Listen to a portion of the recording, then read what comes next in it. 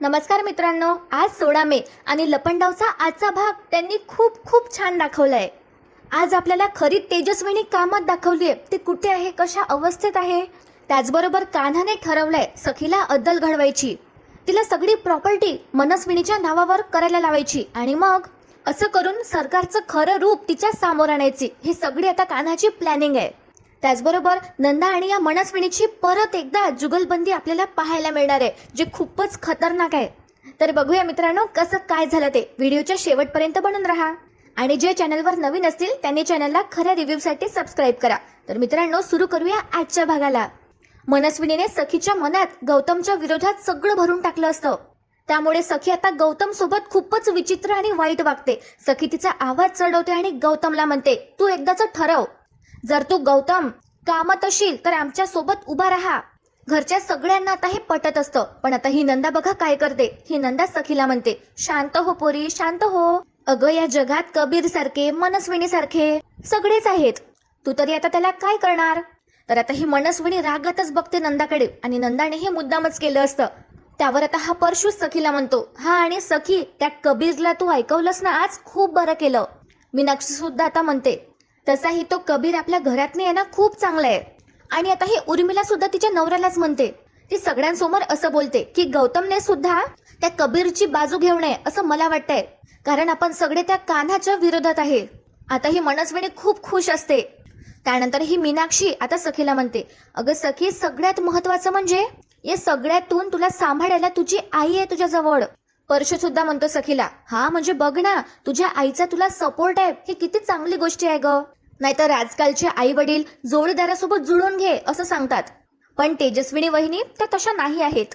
आता मीनाक्षी परत सखीला म्हणते, अगं सखी अशी आई मिळायला नशीब लागतं। आणि बघा मित्रांनो नंदा परत एकदा काय करते, ही उर्मिला म्हणते, आता आपण सगळेच खूप नशीबवान आहोत हो ना। त्यावर आता ही नंदा म्हणते, हो बाई आपण सगळे खूपच नशीबवान आहोत, नाहीतर मनस्विनी सारखी कलंकी मावशी माझ्या सखीला लाभली हे तर मी दुर्भाग्य समजते। आणि मग ही नंदा मनस्विनीकडे बघते आणि मुद्दामच म्हणते, हो ना ग तेजडी।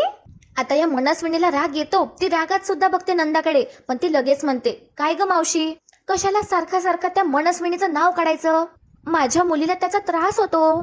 तर ही नंदा तिचं तोंड फिरवते आणि सखी म्हणते, बरोबर आहे, नकोच त्या सरकारचा विषय, आणि तसंही त्या सरकारने माझ्यासाठी जे केलंय त्यापेक्षा माझ्या आईने माझ्यासाठी जे काही केलंय ते महत्वाचं आहे माझ्यासाठी। हा त्याचं मोल नाही करता येणार, पण माझ्या आईला तिचं गिफ्ट तर मिळायलाच हवं। आणि बघा मित्रांनो ही मूर्ख सखी काय करते, सखी चक्क जाहीर करते सगळ्यांसमोर आणि म्हणते, उद्या मदर्स डे आहे आणि माझ्या नावावर असलेली सगळी प्रॉपर्टी मी उद्या माझ्या आईच्या नावाने करणार आहे। आता गौतमला धक्काच बसतो हे ऐकून, बाकीचे घरचे सगळे खुश होतात आणि नंदाला सुद्धा लालू सुटते। पण आता गौतम सखीला म्हणतो, अगं सखी अजून 1 महिना आहे ना तुझ्याकडे, अगं त्यातले बरेच दिवस शिल्लक आहेत, अजून थांब जरा, हा महिना तर संपू दे। पण सखी आता गौतमवरच ओरडते आणि म्हणते, हो आहे काका, बरेच दिवस शिल्लक आहेत, मला माहिती आहे सगळं, पण आता नाही, आता माझा निर्णय बदलला आहे। आता मनस्विनीला खूप खुशी होते, तितक्यात तिथे आता वकील येतात। सखीनेच त्यांना बोलावलं असतं। सखी सगळ्यांना सांगते, सगळं आईच्या नावावर करायचंय तर पेपर्स बनवावे लागतील ना, म्हणून मी वकिलांना बोलावलं। आता नंदा सुद्धा खूप खुश होते हे ऐकून, कारण तिला प्रॉपर्टीतला अर्धा हिस्सा मिळणार असतो। इथे आता काय होतं, गौतमच्या जीवार येते आणि गौतम तिथून निघून जातो सगळ्यांसमोर। आता हे सखीला थोडं खटकतं, पण सखी इग्नोर करते। त्यानंतर सखी या मनस्विनीला विचारते, आई तू खुश आहेस ना ग। तर आता ही मनस्विनी ऑफकोर्स नाटकं तर करणारच। तर ही आता सखीला म्हणते, अगं बाळा काय गरज होते या सगळ्याची। ती सखीचा हात तिच्या हाती घेते आणि सखीला ती एक स्माइल देते। इथे आता गौतम त्याच्या खोलीत येतो आणि कान्हाला कॉल करून सगळं कळवतो। आणि बघा मित्रांनो कान्हाचे रिॲक्शन्स काय असतात। गौतम कान्हाला म्हणत असतो, कान्हा आपल्याला घाई करायला पाहिजे, सखी सरकारच्या नावावर करायला निघाली आहे सगळं काही। कान्हा आता चिल असतो आणि कान्हा गौतमला म्हणतो, अच्छा गुड, सखी मॅडम एवढ्या लवकर हे सगळं करतील असं वाटलं नव्हतं, पण एवढ्या लवकर त्यांनी हा निर्णय घेतलाय, गुड, आय एम हॅपी। आता गौतमला आश्चर्यच वाटतं। गौतम कान्हाला म्हणतो, अरे तू काय बोलतोयस। त्यावर कान्हा म्हणतो, बरोबर बोलतोय मी काका, मीच त्यांना हे सगळं सुचवलं होतं। त्यावर गौतम म्हणतो, अरे पण याचे परिणाम काय होतील याची तुला कल्पना तरी आहे का। जर सगळं काही त्या सरकारच्या नावावर झालं तर यात नुकसान आहे, आपल्या सगळ्यांचं नुकसान आहे। त्यावर आता कान्हा म्हणतो, हो काका, पण आपण तरी काय करणार? जिथे नुकसान आहे तिथे फायदा सुद्धा आहेच की. सगळी प्रॉपर्टी त्या सरकारच्या नावावर झाल्यानंतर त्या सखी मॅडमचा काहीच उपयोग राहणार नाही त्या सरकारला. आणि मग तेव्हा ती सरकार तिचे खरे रंग दाखवेल. आणि मग सखी मॅडमच्या लक्षात येईल की मी जे इतके दिवस बोलत होतो ते सगळं खरं होतं. त्यावर आता गौतम म्हणतो, अरे पण तिचे रंग दाखवण्यासाठी आपल्याला खूप मोठी किंमत मोजावी लागणार आहे, असं तुला नाही वाटत का? अरे यात खूप मोठा धोका आहे. त्यावर आता कान्हा गौतमला म्हणतो, हो पण आपल्याला धोका पत्करावाच लागेल. पुढे आता गौतम म्हणतो, पण कबीर, एकदा का सखीने सह्या केल्या की जे हक्काचा वैभव सखीला मिळायला पाहिजे ते सगळं त्या सरकारला मिळेल. तुला हे तरी कळतंय का? त्यावर आता कान्हा म्हणतो, नाही काका, हे सगळं तात्पुरतं असणार आहे. सखी मॅडमच्या हक्काची गोष्ट मी परत त्यांना मिळवून देईल. हे अगदी माझ्या डाव्या हाताचा मळ आहे. पण सध्या आता सरकारचा खरा चेहरा सखी मॅडमला कळणं गरजेचं आहे. त्यावर आता गौतम म्हणतो, पण समजा तिला ही सगळी प्रॉपर्टी मिळाली पण त्या सरकारने तिचे खरे रंग नाहीच दाखवले, मग काय करायचं? आणि सरकारने पेशन्स ठेवला मग? त्यावर आता कान्हा म्हणतो, मग काका आपल्यालाच काहीतरी करावं लागेल. पण मला ना राहून राहून असं वाटतंय की मागे कुठला तरी धागा सुटतोय जो धरूनच मला पुढे जावं लागेल. त्यावर आता गौतम कान्हाला म्हणतो, तसं झालं तर बरंच आहे. बिचारी सखी, आजपर्यंत ना तिला आईची माया मिळाली ना वडिलांचं प्रेम. गौतमच्या डोळ्यात थोडं पाणी येतं आणि गौतम आता कान्हाला सांगतो, पुढच्या आठवड्यात राघव दादाला जाऊन 12 वर्ष पूर्ण होणार आहेत. आणि हो कान्हा, तुझ्या प्रामाणिक प्रयत्नांना आता यश मिळो, हीच प्रार्थना. असं म्हणत गौतम फोन ठेवतो. आता कान्हा सुद्धा विचार करतो. इथे आता सीन शिफ्ट होतो आणि सखी वकील साहेबांना सांगत असते की तिला कामत एम्पायरचे सगळेच्या सगळे प्रॉपर्टी पेपर्स तिच्या आईच्या म्हणजे तेजस्विनी कामतच्या नावावर बनवून हवेत. आता ही नंदा गपचूपच मनस्विनीच्या खांद्यावरती हात ठेवते आणि मुद्दामच म्हणते, गुणाची ग माझी भाची. तर ही मनस्विनी तिला डोळे दाखवते. इथे आता वकील सखीला म्हणतो, ठीक आहे, मी उद्याच पेपर्स तयार करून आणतो. तिथे आता गौतम सुद्धा खाली येतो आणि पुढे आता वकील साहेब सखीला म्हणतात, दरवर्षीप्रमाणे याही वर्षी राघव सरांचा वार्षिक श्राद्ध असेल ना? त्यावर आता सखी म्हणते, हो काका, आपण दरवर्षीच करतो. सखीला आता थोडं वाईट वाटतं. तिच्या बाबांची तिला आठवण येते आणि सखी म्हणते, हे तर 12वं वर्ष आहे. आणि ही मनस्विनी आता लगेच इमोशनल व्हायचं नाटक करते. आता ही नंदा सखीला म्हणते, बया, मला तर असं वाटतंय की राघव गेलाच नाहीये, तो आहे अजून. येड्याची जत्रा मेली. मी तर असं ऐकलंय की आपण जर मनापासून प्रार्थना केली तर गेलेला माणूस सुद्धा परत येतो. आता या मनस्विनीला आणखीच राग येतो. ती मुद्दाम आता मनस्विनीला ट्रिगर करत असते. मनस्विनी रागातच बघते परत नंदाकडे आणि नंदा म्हणते, हा, आता या नंदाकडे या मनस्विनीचा तो व्हिडिओ सुद्धा असू शकतो जेव्हा या मनस्विनीने राघवला दरीत ढकललं होतं मॅथेरॅनमध्ये. असं आता काय होतं? सखी मावशीला म्हणते, अगं मावशी आजी, प्रार्थनेने मानसिक समाधान मिळतं, आपल्या आत्म्याला शांती मिळते. पण जर गेलेला माणूस परत आला असता तर आयुष्यात अजून काय हवं असतं ना? आता घरात पूर्ण शांतता पसरली असते. सगळेजण राघवची आठवण काढत असतात आणि ही मनस्विनी आता रडण्याचं सुद्धा नाटक करते. आणि सखी आता तिच्याकडे बघून मुद्दामच म्हणते, एनिवे, यावर्षी मला तर या गोष्टीचा आनंद आहे की माझ्या आईला यावर्षी बाबांचं श्राद्ध घालता येणार आहे. आणि बघा मित्रांनो, इथे आता सीन शिफ्ट होतो. कान्हा त्याच्या माला खूप मोठं वचन देणार आहे. कान्हा रात्रीच्या जेवणाला बसतो आणि यांची मेड कान्हाला वाळणार तितक्यात कान्हाचं लक्ष माकडे जातं. मा सोफ्यावर बसल्या असतात आणि भिंतीवरच्या फोटो फ्रेमकडे त्या बघत असतात, ज्यामध्ये यांची पूर्ण फॅमिली असते, किर्लोस्कर फॅमिली. आणि मा खूपच दुखी असतात. मा सतत त्या फ्रेमकडे बघत असतात आणि स्वतःला समजवण्याचा त्या प्रयत्न करतात. कान्हाच्या हे लक्षात येतं आणि कान्हा लगेच येतो आपल्या आजीजवळ. कान्हा आपल्या माच्या पायाशी जाऊन बसतो आणि मा सुद्धा आता मायेने कान्हाच्या पाठीवरून हात फिरवतात. मा आता रडतच त्यांची व्यथा सांगतात. त्या कान्हाला म्हणतात, 12 वर्ष झाली माझ्या मुलाला हिरावून घेतलं. देवदत्ताच्या आठवणीत झुरतीये मी. तुम्ही हे सगळं विसरलं असणार, तुमची आग सुद्धा शांत झाली असेल, पण मी मात्र अजूनही आतून धगधगतीये. मी हे सगळं नाही विसरले आणि कधीच विसरणार सुद्धा नाही. माझा पोटचा गोडा होता तो. आणि आपण काय करतो? त्याच्या श्राद्धाच्या 1 दिवस त्याची आठवण काढून आसवा काढतो, आपलं दुःख व्यक्त करतो. पण देवदत्त वरून आपल्याला हसत असेल. आपण काहीच करू शकलो नाही त्याच्यासाठी, काहीच नाही. माना खूप वाईट वाटत असतं आणि मा आता खूप रडत असतात. आता कान्हाला सुद्धा आपल्या आजीचं दुःख बघून वाईट वाटतं आणि कान्हा एक मोठा निर्णय घेतो. कान्हा त्याच्या आजीला म्हणतो, मा, जे इतक्या वर्षात घडलं नाही ना ते या वर्षी घडणार आहे. कान्हा त्याचा हात आजीच्या हातावर ठेवतो आणि म्हणतो, फक्त तुम्ही माझ्यावर विश्वास ठेवा. त्याआधी त्या सरकारचा मुखवटा मी सखी समोर पुन्हा एकदा फाळणार आहे. मांच्या डोळ्यातून पाणी गळत असतं, पण मा आता कान्हाकडे एका आशेने बघतात. इथे आता सीन शिफ्ट होतो आणि सखी सगळ्यांसमोर म्हणते, या वेळेस मी आईसोबत मिळून बाबाच्या श्राद्धाची तयारी करेन. सखी थोडी इमोशनल सुद्धा होते. इथे आता सीन शिफ्ट होतो आणि कान्हा त्याच्या माला म्हणतो, मी तयार आहे सरकारला तिची जागा दाखवायला आणि सखीचे डोळे उघडायला. आता इथून पुढे माझं ध्येय हेच असणार आहे मा. आता आपल्याकडे वेळ जरी कमी असला तरी सरकार हलवायची हीच वेळ आहे. आता मांना हे सगळं ऐकून खूप बरं वाटतं. कान्हा म्हणतो, मा मला खात्री आहे या सगळ्यातनं साईबाबा मला काहीतरी मार्ग दाखवणार. आणि बघा मित्रांनो, आजच्या भागाचा सगळ्यात मोठा ट्विस्ट आपल्या समोर आहे. इथे आता सीन शिफ्ट होतो. एक छोटंसं बाळ असतं एका गावात आणि तो रडत असतो. त्याची आई त्याला पाळणा घालत असते आणि ही आई त्याच्या बाळाला म्हणत असते, का रडतोयस बाळा तू, झोप ना. तितक्यात या बाळाच्या आईला लक्षात येतं की भाजी ठेवली आहे ती करपली असेल आणि या बाळाची आई आता भाजी बघायला जाते आणि बाळाच्या पाळण्याची दोरी ही आई अशी खाली टाकते आणि ती दोरी एका दुसऱ्या बाईच्या हाती येऊन पडते आणि ही जी दुसरी बाई असते ती पाळण्याचा दोर तिच्या हाती घेते.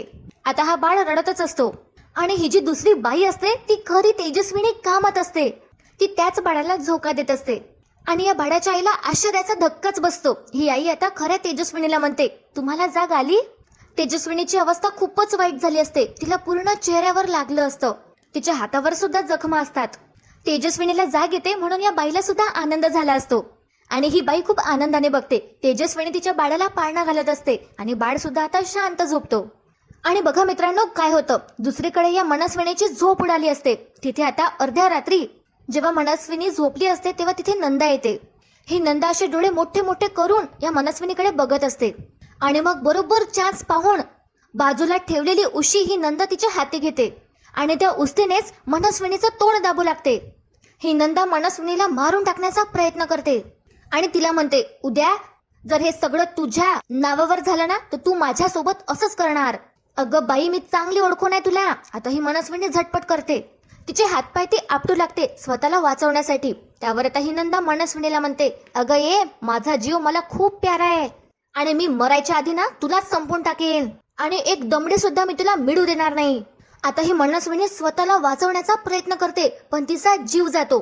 तिचा हात आता निर्जीव पडतो आणि मित्रांनो, आपल्याला आता दुसऱ्या क्षणी कळतं की हे मनस्विनीचं भयंकर स्वप्न असतं. ही मनस्विनी आता दचकूनच उठते आणि मोठ्याने अशी ती श्वास घेते. त्यानंतर मनस्विनी इकडे तिकडे बघते आणि तिच्या लक्षात येतं की हे तिचं एक वाईट स्वप्न होतं. ही मनस्विनी आता स्वतःला म्हणते, हे असं स्वप्न मला का पडलं असेल. मनस्विनी तिचा फोन बघते तर सकाळची वेळ झाली असते आणि या मनस्विनीला अजूनच धक्का बसतो. ही मनस्विनी स्वतःला म्हणते, पहाटेच्या वेळी पडलेलं स्वप्न खरं होतं असं काही मूर्ख लोक म्हणतात, पण हे स्वप्न खरं तर होणार नाही ना याची भीती आता या मनस्विनीला असते आणि मनस्विनी खूप घाबरली असते. आणि बघा मित्रांनो, ही मनस्विनी काय करते. मनस्विनी आधी स्वतःला म्हणते की ती नंदा मला मारण्याचा प्रयत्न तर नाही करणार ना, मला मारण्याचा ते विचार करत असेल का.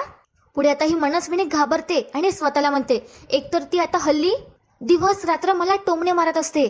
आधी तरी मला ती एकट्यात बोलायची, पण आता ती मला 4 चौघात उद्देशून बोलते. आता तिचं धाडस पण वाढलंय आणि तिचा मिजाज पण. पुढे आता ही मनस्विनी स्वतःला म्हणते, कोणाही समोर न झुकणारी ही सरकार त्या नंदाच्या धाकात आहे, कारण तिच्या मोबाईलमध्ये अशी एक गोष्ट आहे जिच्यामुळे मी कायमची अडकू शकते. पण नाही मनस्विनी, काही तर केलंच पाहिजे, असं घाबरून चालणार नाही असं मनस्विनी स्वतःला म्हणते. आणि त्यानंतर ती ठरवते नंदाच्या खोलीत जायचं आणि तिच्या मोबाईल मधला व्हिडिओ डिलीट करायचा. पण या मनस्विनीच्या प्लॅनचा पोपट होतो आणि ते नंदाच करते. आता बघा काय होतं, ही मनस्विनी स्वतःच्या डोक्यावर हात ठेवते आणि म्हणते, मनस्विनी काम डाऊन. राघव, देवदत्त, तेजस्विनी आणि असे बरेच लोक तू संपवलेत. मग आता ही नंदा काय चीज आहे. हिचा काटा काढणं माझ्यासाठी काही अवघड नाही आहे, पण तिला मारणं माझ्या स्टँडर्ड मध्ये बसत नाही.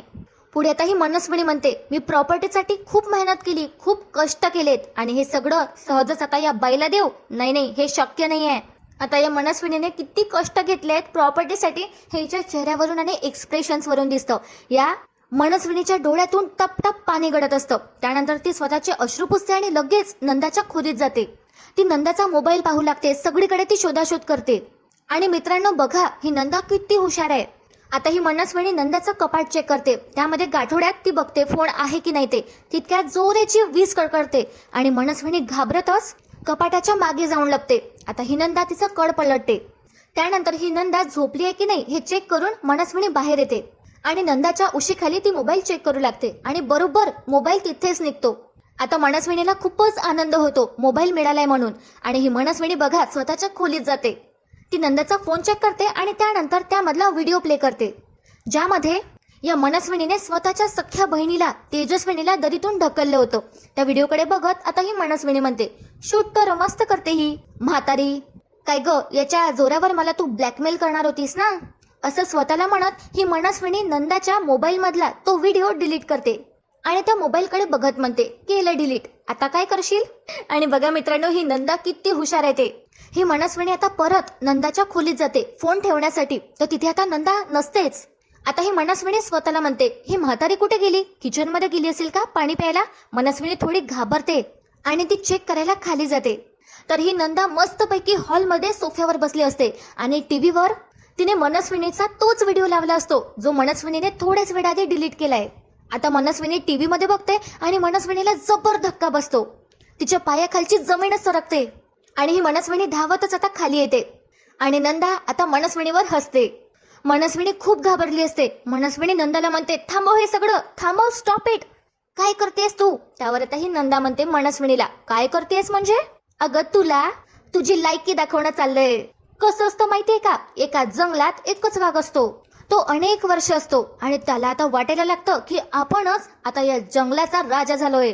आणि मग ही नंदा आता उभी होते आणि मनस्विनीच्या आमने सामने येऊन तिला म्हणते, आणि जेव्हा मग त्या जंगलात दुसरा वाघ येतो की नाही, तेव्हा पहिल्या वाघानं जरा नरमाईने घ्यायचं असतं, समजून घ्यायचं असतं, नको का? त्यानंतर आता ही नंदा मनस्विनीकडे बघते आणि म्हणते, आणि तरी पण या वाघिणीच्या खोलीत शिरून तू मोबाईल चोरला. कशासाठी? त्या व्हिडिओसाठी. मी अडाणी आहे ग, पण खुडी नाही. मग आता एकाच मोबाईल मध्ये मी सगळं ठेवण असं कसं वाटलं ग तुला? आता ही मनस्विनीचा खूप मोठा पोपट झाला असतो. मनस्विनी सगळं गपचूप ऐकते. पुढे आता ही नंदा मनस्विनीला म्हणते, अगं एक सारख्या दिसणाऱ्या दोन पुरी मी जन्माला घालू शकते, तर एकाच पुराव्याच्या डिक्टो सेम टू सेम झेरॉक्स कॉप्या मी नाही करू शकत का? अगं हे जे तू टीव्हीवर बघतेस ना, ते ट्रेलर आहे ग, नुसतं ट्रेलर. खरा पिक्चर अजून बघायचाच आहे, दाखवू का? आता हे ऐकल्याबरोबर मनस्विनी खूपच घाबरते. नंदा आता दुसरा व्हिडिओ प्ले करणार असते, तर ही मनस्विनी लवकर नंदाच्या हातचं पटकन रिमोट घेते आणि टीव्ही बंद करते. त्यानंतर ती टीव्ही जवळ जाते. तिच्या लक्षात येतं की नंदाने तो टीव्हीवर व्हिडिओ पेनड्राईव्ह वरून प्ले केलाय. नंदाजवळ एक पेनड्राईव्ह असतो आणि त्यामध्ये मनस्विनीचे व्हिडिओ असतात. मनस्विनी पटकन तो पेनड्राईव्ह काढते आणि नंदाला म्हणते, काय ग, पेनड्राईव्ह वापरता येतो का तुला? इतकी हुशार तू कधी झालीस? नंदा या मनस्विनीला म्हणते, ए बाई, गावाकडचं मी शेण उचललं असेल, सगळी कामं केली असेल, पण ही नंदा 12 गावाचं पाणी प्यायली आहे. जेव्हा या नंदा शिरपूरकरच्या स्वाभिमानावर गोष्ट येते ना, तेव्हा ही नंदा लई हुशार बनते. म्हणून मी सगळं आधीच तयार करून आणलेलं होतं, कारण तुला मी डोक्याच्या केसापासून तर पायाच्या नखापर्यंत ओळखते. मला हे पक्का माहिती होतं की तुला हे सगळं कळल्यावर तू माझ्या जवळचे सगळे पुरावे नष्ट करण्याचा प्रयत्न करणार, आणि ते तू केलंस पण. वा, पण अरे अरे, त्याचा काही पण उपयोग नाही आहे ग. आता ही नंदा मनस्विनीला चांगलीच चिडवते. या मनस्विनीला आता खूप मोठा धक्का बसला असतो. आणि मित्रांनो, आजचा भाग इथेच संपतो. उद्याच्या भागात आपण पाहणार आहोत मदर्स डे स्पेशल भाग. ते आपल्याला उद्या दाखवणार आहे. आणि सखी त्याच दिवशी सगळं या मनस्विनीच्या नावावर करायला जाते. कान्हा किरणला म्हणत असतो की मी त्या सरकारचा चेहरा सगळ्यांसमोर आणेल आणि तिला रस्त्यावर भीक मागायला लावेल. दुसरीकडे गौतम आता देवाकडे प्रार्थना करतो आणि मग आपल्याला खऱ्या तेजस्विनीचा चेहरा दाखवला जातो. खरी तेजस्विनी स्वतःला आरशात बघते आणि तिला स्वतःचा चेहरा बघून धक्काच बसतो. तिला खूप लागलेलं असतं. तर बघूया मित्रांनो आता काय ट्विस्ट येणार आहे मालिकेत. आजचा भाग तर खरंच खूप छान होता, पण तुम्हाला तो कसा वाटला मला कमेंट करून नक्की कळवा. व्हिडिओला लाईक करायला विसरू नका. चॅनलला मालिकेच्या लेटेस्ट अपडेटसाठी सबस्क्राईब करा. व्हिडिओ शेवटपर्यंत पाहण्यासाठी खूप खूप धन्यवाद.